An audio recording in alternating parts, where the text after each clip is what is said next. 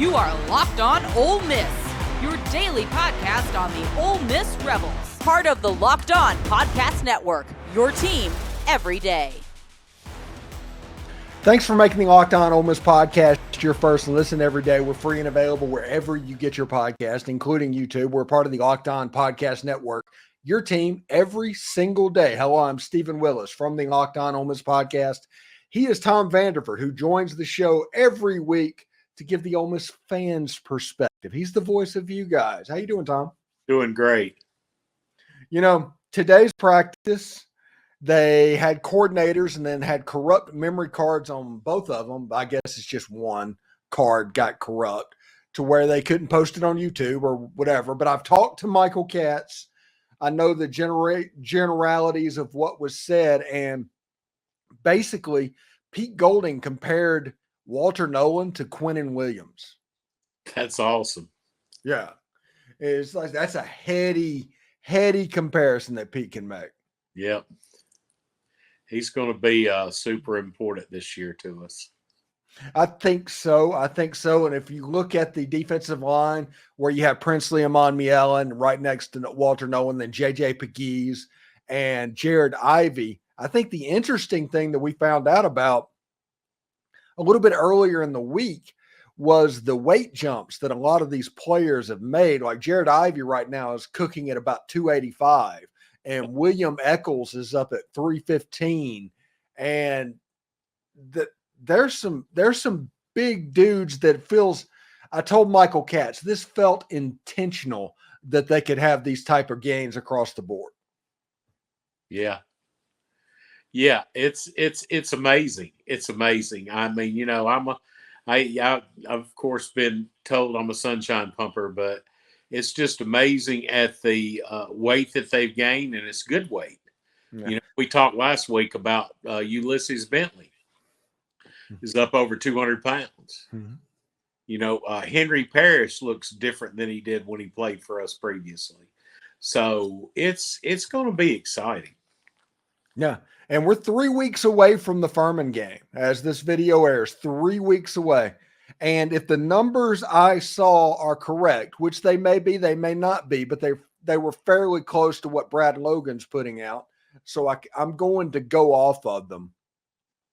No game that Ole Miss has on the schedule has more than like 2,200 tickets remaining.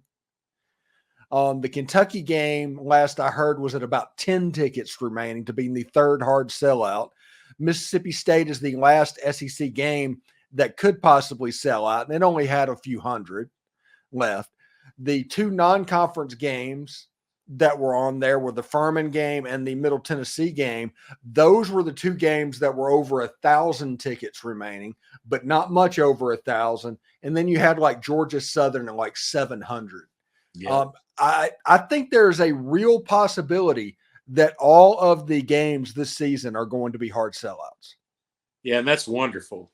Mm-hmm. That's wonderful. I can, remember recently going to some of the non-conference games, and there might be 35,000, 40,000 in the stands. Hey, I was at the Louisiana Tech game in 2011. And I was at the Northwestern State game in 2006.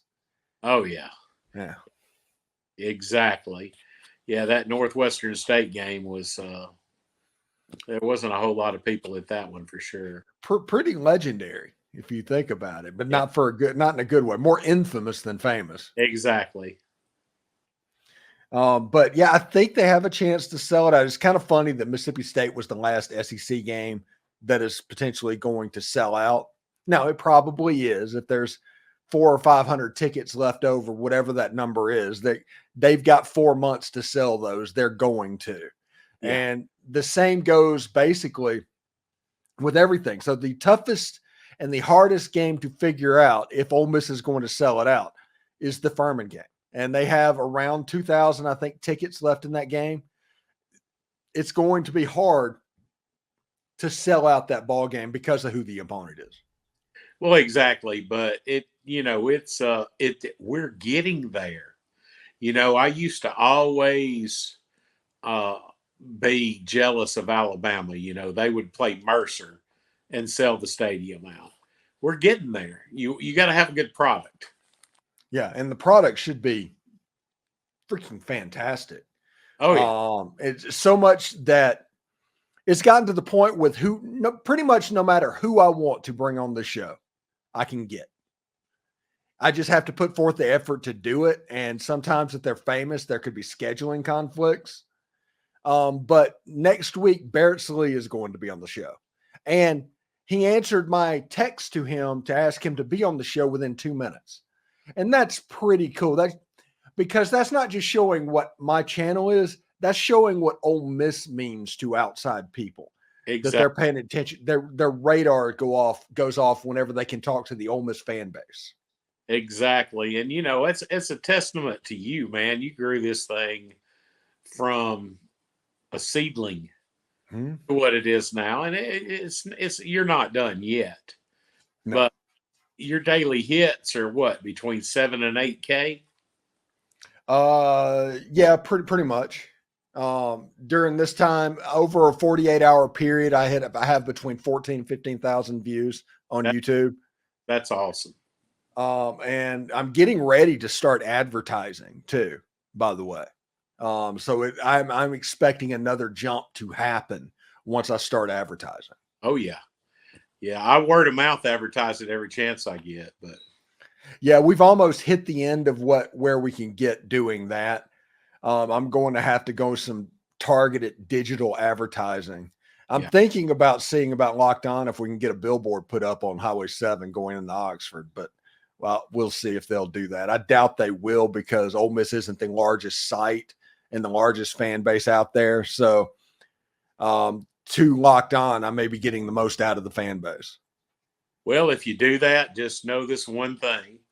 I know the GM at Lamar, and he's a Rebel. So there we go. There we go. Maybe you just need to give me numbers of how much it would cost to do that. I will. I have on my cell phone, and I will hook you up. Yes. We're sitting here talking about potential advertising rates while everybody's listening to it. Sorry, everybody, about that. When we come back, thanks for making the Locked On Ole Miss podcast your first listen every day. We're free and available wherever you get your podcast. We are going to talk about Suntarine Perkins, TJ Daugherty, and the Ole Miss fall practice and how the defense might look going forward as we're 3 weeks away from kickoff. But I do want to let you know the Game Time is your place to get Ole Miss tickets. They have killer last-minute deals, all in prices. They have views from your seats, their lowest price guarantee. Game Time takes the guesswork out of buying Ole Miss tickets. Now, there's not a bad seat in Vaught-Hemingway Stadium, but Game Time makes it to where you can see exactly what that would look like before you buy. Check out, have a good time in the stadium, all of that. They have the lowest price guarantee, event cancellation protection, job loss protection. They have all the customer service bells and whistles that you might be looking for. So they take the guesswork out of buying Ole Miss tickets with Game Time. And with this being the most anticipated football season in Ole Miss history, I might even be able to help you out with tickets too. So download the Game Time app, create an account, and use code LOCKEDONCollege, all one word, for $20 off your first purchase. Terms apply. Again, create an account, redeem code LOCKEDONCOLLEGE for $20 off. Download Game Time today. Last minute tickets, lowest price, guaranteed. Also, I love sports. I love them so much I never want them to stop.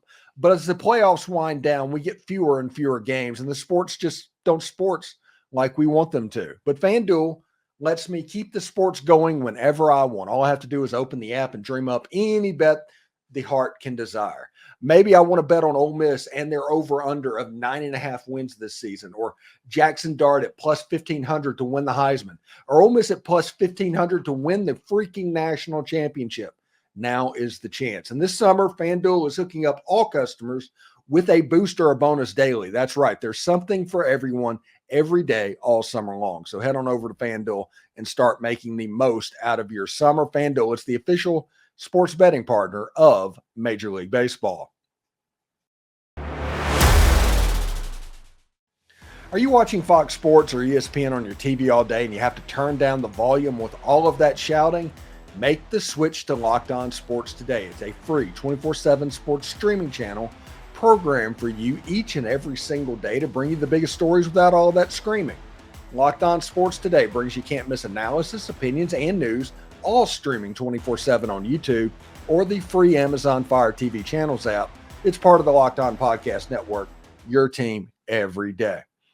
So, Tom, fall camp is well underway. We are at the end of week 2 of fall camp. They're getting ready to start playing preseason games. They might even have like a preseason game 1 this weekend. We don't know. They don't have media access in there, but they're going to do something on Saturday. Oh, yeah. But what we found out in the coordinators meeting with Pete Golding is that Santarin Perkins kind of is the joker card of this defense. And he is listed on the roster as a defensive end. But Pete Golding is like, don't even look at that. We put him there, but he's going to play defensive end. He's going to play linebacker. He is going to be playing different positions, even the hybrid Husky type position you might see him line up in. And they're planning on using his athleticism to his advantage and the defensive advantage. And that's interesting, Tom, because when you look at Ole Miss's defense this season, you have Walter Nolan, Princely and Monmillan, Chris Hardy, Jared Ivey, all these playmakers that are lining up. This might be the first time that these joker type players, these wild card type players, since maybe Tony Connor has a chance to be super effective for Ole Miss. I think Ole Miss might have hit on Santarin Perkins with having an excellent defense to go around him to where they can complement each other. Oh, I agree. I mean, when I heard that news, that's immediately what came to my mind was Tony Connor. Yeah, it's a heck of a player, that athleticism. And whenever Ole Miss has guys like that and uses guys like that, the defense gets better. In 2014, the Ole Miss defense, that was a salty unit. They led the country in points per game. I mean, heck, they were Bo Wallace throwing a weird Hail Mary against LSU away from potentially tying that game up as well. This is a situation to where I think this year the offense is going to be really good. Don't get me wrong. There's toys for Charlie Weiss and Jackson Dart and Lane Kiffin. But defensively, they are going to be so good that they can take their foot off the gas a little bit. They don't have to press the issue so much on offense. Yeah, and the depth. I mean, I can't emphasize the depth on defense too much. We're going to be deeper on defense than we have been since 2014. Each day I read a practice report, there's a new DB showing out. So that for me, that was my weak spot. I thought was, the defensive backfield on the defense. But I think people are going to be surprised at our linebacker core. I think Pooh Paul is going to do wonderful things in this defense. And, like you said, man, we've got an NFL-sized defensive line. Yeah, some big boys. And I think all 4 of those people you mentioned on the DL, they'll play on Sundays.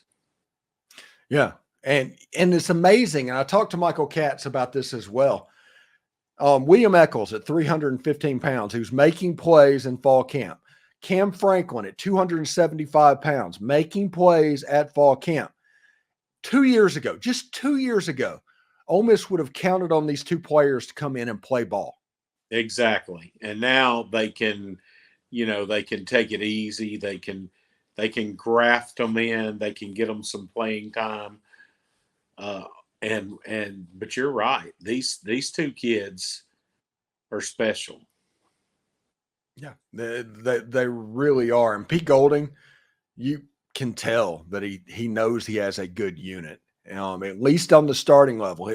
Once you get down to players like 25 to 37, there may be a drop-off. I do not know about that.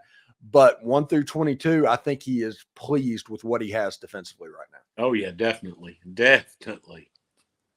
And one thing he did say, the helmet communication, which Everybody knows about the quarterback getting a helmet communication on offense. Well, a defensive player is going to get that as well, and is probably going to be the starting inside linebacker. So when you look at that, that's Poopaw. He's in that list, but TJ Daugherty pops up there. Corey Coleman as well. Wouldn't it be better maybe to give that to Trey Washington, because Trey Washington knows what is going on. Everything is happening in front of him, and he can kind of be the quarterback of the defense? I think so. I think people don't realize just how good Trey Washington is. He's what, third team All SEC, but I think so. I think he's better than that. Yeah, and in my opinion, he's probably deserves the 38. I agree. Yeah. I can see if they give it to JJ Pegues. I can see if they give it to Jared Ivey. But if you look at what the original spirit was of that award, it would fit going back to Trey Washington at free safety back in the Trey Sutherland days and all of that, the Chris Mitchells. Yeah. Send 38 back home. Let the back of the defense have some love. Exactly. Anyway, thanks again for making the Locked On Ole Miss podcast your first listen every day. We're free and available wherever you get your podcasts, including YouTube. We're part of the Locked On Podcast Network, your team every single day. Tom Vanderford joining the show like he always does. What do you have planned for this weekend, buddy?